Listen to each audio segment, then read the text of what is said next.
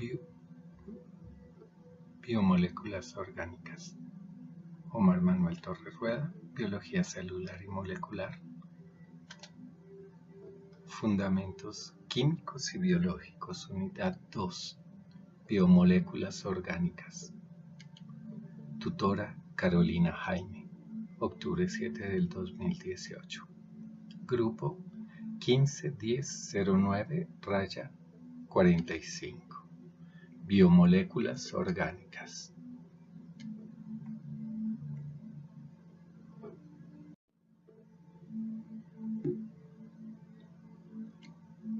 Introducción. Una molécula es un conjunto de átomos que se mantienen unidos a través de fuerzas químicas, las cuales conocemos como enlaces. Pueden ser átomos del mismo elemento o diferentes.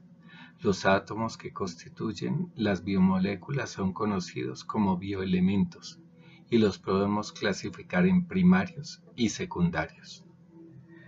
Los primarios son carbono, hidrógeno, oxígeno, nitrógeno, formando aproximadamente el 95% de la materia viva.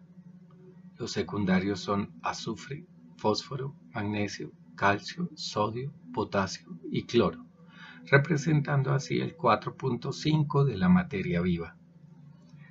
La mayoría de átomos se unen entre sí mediante enlaces, formando biomoléculas. Las moléculas fabricadas por los seres vivos o biomoléculas las podemos agrupar en dos grandes grupos, inorgánicas y orgánicas.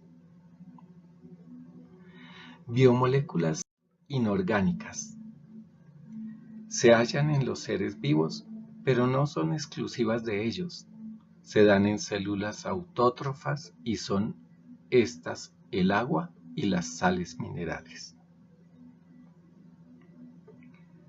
Las biomoléculas orgánicas son exclusivas de los seres vivos y siempre presentan en su composición carbono.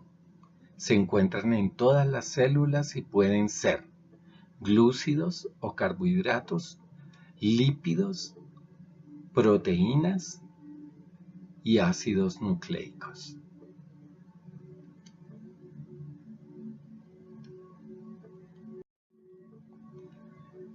Vamos pues con los glúcidos. Se llaman también azúcares. Están formados por carbono, hidrógeno y oxígeno. Son la fuente principal de producción y almacenaje de energía dentro de las células.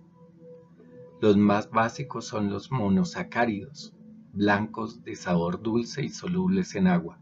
Responden a la fórmula general de CH2ON, donde la N es un número comprendido entre 3 y 8, según su número de carbonos, y así obtienen su nombre. Pueden ser triosas, tetrosas, pentosas, hexosas, etc. Los oligosacáridos. Estos están formados por 2 o más monosacáridos, pueden ser hasta 10, y pueden ser disacáridos, que son 2 monosacáridos que conforman un disacárido, más una molécula de agua. Los ejemplos más conocidos son la maltosa, que tiene 2 moléculas de glucosa y se encuentra en los granos de la cebada, la lactosa, que tiene una molécula de glucosa más una de galactosa y se encuentra en la leche de los mamíferos. La sacarosa, que tiene una molécula de glucosa más una de fructosa y se encuentra en el azúcar de los vegetales, por ejemplo en la caña de azúcar y la remolacha. Veamos los polisacáridos. Son uniones de varios monosacáridos con más de 10 uniones entre ellos. No son dulces ni solubles en agua. Los primeros en esta categoría son formados por unidades de glucosa. Los almidones, polisacáridos de reserva de las plantas, formado por amilasa y amilopectina, son 2 polímeros de la glucosa. Es abundante en semillas y tubérculos. El glucógeno es la principal reserva energética de los animales. Es abundante en el hígado y en los músculos estriados. Interactúa más con las enzimas y se degrada muy rápidamente, más que el almidón en los vegetales. El siguiente es la celulosa, que hace parte de la estructura de las células vegetales. Esta es la molécula orgánica más abundante en la Tierra, pues se encuentra en todas las plantas. La siguiente es la quitina. Es un polímero de N-acetilglucosamina. Su estructura es similar a la de la celulosa, pero con enlaces de hidrógeno mucho más fuertes. Es el componente principal que constituye el exoesqueleto de los insectos, de los crustáceos y de la pared que envuelve las células de los hongos. La dureza del exoesqueleto de los artrópodos se debe a la superposición de la capa de quitina con otras capas de proteínas. Y por último están las glucoproteínas y los glucolípidos. Se encuentran en unión con proteínas y lípidos en la membrana celular, y estos son los responsables de las interacciones celulares, por ejemplo los grupos sanguíneos A, B y O, que son en sus interacciones los que van a determinar el RH de las personas. Vámonos con los lípidos. Los lípidos son moléculas orgánicas indisolubles en agua, pero sí son disolventes en disolventes orgánicos como en el alcohol, el benceno, el éter, el cloroformo y muchos otros. Estos lípidos están formados por carbono, oxígeno, hidrógeno y algunos elementos como el fósforo y el nitrógeno ocasionalmente. Estos lípidos se clasifican en 3 grupos principales. El primer grupo son los lípidos simples. Estos incluyen grasas verdaderas saturadas, las sólidas, aceites insaturados, los líquidos, y las ceras. En su molécula poseen únicamente átomos de oxígeno, hidrógeno y carbono.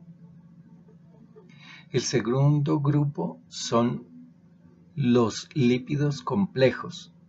Entre ellos están los fosfolípidos o fosfoglicéridos, parecidos estructuralmente a las grasas, pero además contienen en su estructura fósforo y nitrógeno. Los esfingolípidos, tales como las ceramidas, tan populares hoy en los champús. Las esfingomielinas y los glicolípidos, que pueden ser cerebrósidos y gangliósidos, son los que conforman el cerebro y los ganglios en el organismo. Y por último, el tercer grupo son los lípidos derivados. Son los que no se clasifican dentro de los otros 2 grupos, ni de los simples ni de los complejos. Estos pueden ser esteroides, carotenoides, prostaglandinas y vitaminas liposolubles.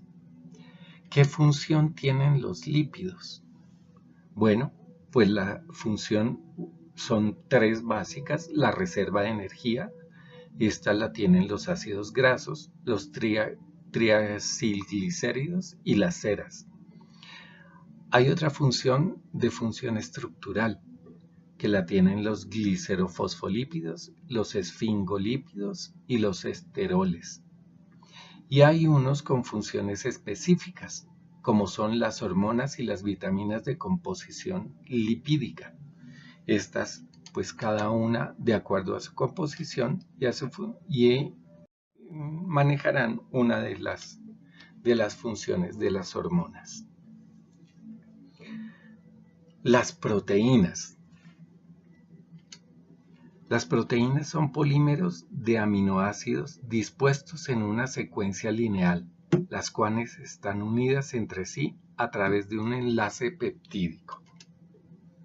Están formadas por carbono, oxígeno, nitrógeno e hidrógeno, y también pueden contener fósforo y azufre en menor proporción, así como hierro, cobre, magnesio y yodo. Las proteínas se clasifican de acuerdo a la complejidad de su estructura química, dando como resultado 4 estructuras básicas: la primaria, la secundaria, la terciaria y la cuaternaria. Aquí vemos en este cuadro un ejemplo de las funciones que tienen las proteínas. La primera función que tienen es la función estructural. Como ejemplo tenemos el colágeno, que forma parte de los huesos y de los tendones. La alfa-queratina, que constituye el pelo, las uñas y las plumas. Otra función que tienen las proteínas es de reserva, como la ovoalbúmina, que es la principal proteína de reserva de la clara del huevo, o la caseína, que la contiene en la leche. Otra función es de regulación, como por ejemplo la insulina. Es la hormona peptídica que favorece la absorción y utilización de la glucosa dentro del organismo. Otra función es catalizadora. Por ejemplo, la lisozima cataliza la hidrólisis de polisacáridos en la pared celular de algunas bacterias. Funciones defensivas, como las inmunoglobulinas o los anticuerpos, que reconocen y neutralizan agentes patógenos. Tienen función también transportadora, como la hemoglobina dentro del organismo del ser humano, que transporta el oxígeno a los tejidos del organismo en la sangre, igual en los animales, y las lipoproteínas, que transportan los lípidos. Tienen funciones contráctiles, como la miosina y la actina, que permiten la contracción de los músculos. Y por último, el grupo de los ácidos nucleicos. ¿Qué son estos? Son polímeros de cadenas largas de moléculas pequeñas y que a su vez están formadas por nucleótidos. Estos están conformados por una pentosa, por un azúcar, una base nitrogenada y un fosfato. Existen dos tipos de ácidos nucleicos: el ADN o ácido desoxirribonucleico y el ARN o ácido ribonucleico. Su función es almacenar y transmitir y expresar la información genética en secuencias de aminoácidos. Y las funciones de estos dos son fundamentales para la vida, ya que contienen el material hereditario que se duplicará y se transmitirá a una nueva célula. Podemos diferenciar estos dos por algunas características. Por ejemplo, el ARN en su pentosa tiene la ribosa. El ADN como pentosa tiene la desoxirribosa. El ARN como bases nitrogenadas tiene la adenina, la guanina, la citosina y el uracilo.